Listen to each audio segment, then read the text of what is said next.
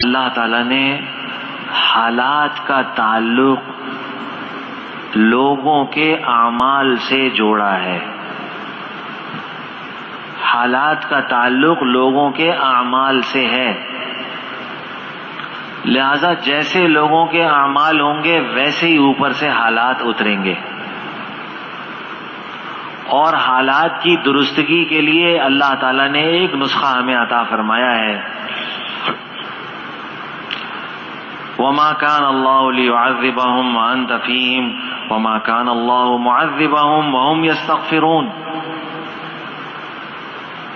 اے نبی، ہم ان کو عذاب نہیں دیں گے جب تک کہ آپ کا وجود مبارک ان کے درمیان ہے، یعنی جب تک آپ بنفس نفیس اس دنیا میں موجود ہیں ہم ان کو، آپ کی امت کو عذاب نہیں ہوگا.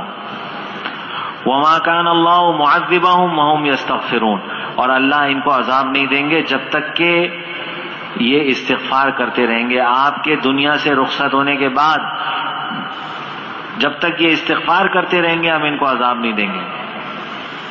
اب یہ ایک ہی چیز ہے استغفار ہمارے پاس، یہ ہمارے پاس بہت بڑا سہارا ہے اپنے حالات کی درستگی کا. تو دیکھیے بھائی، ان ایام میں استغفار کی ضرورت ہے، استغفار کی ضرورت ہے. استغفار کریں بس، اپنی طرف سے بھی، اپنے لیے بھی، پوری امت کے لیے بھی اللہ سے معافی مانگ. استغفار کا مطلب ہے مغفرت طلب کرنا. استغفار کا مطلب ہے مغفرت طلب کرنا. تو اللہ سے یہی دعا کر لیجئے، اللہ ہماری بھی مغفرت فرما دیجئے اور پوری امت کی مغفرت فرما دیجئے. اس استغفار پر حالات درست ہوں گے. فَقُلْتُ اسْتَغْفِرُوا رَبَّكُمْ إِنَّهُ كَانَ غَفَّارًا. حضرت نوح علیہ السلام اپنی قوم سے فرماتے ہیں، اے میری قوم، اپنے رب سے استغفار کرو، مغفرت مانگو، اے اللہ معاف کر دیجئے، اے اللہ مغفرت فرما دیجئے، اے اللہ مغفرت فرما دیجئے. يُرْسِلِ السَّمَاءَ عَلَيْكُمْ مِدْرَارًا، تمہارے اوپر اللہ بارش برسائیں گے.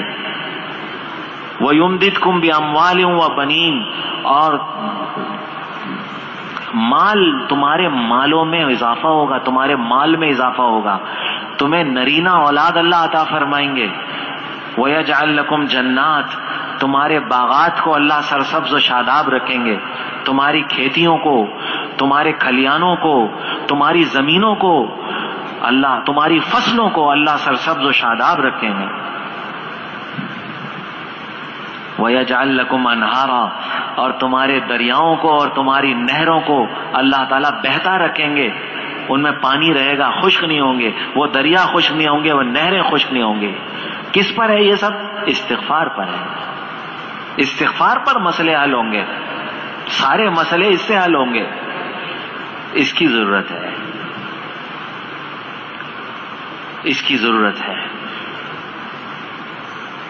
شیطان اس موقع پر ہمارا دھیان نہ جانے کن کن چیزوں کی طرف لگائے گا، کن کن چیزوں کی طرف لگائے گا.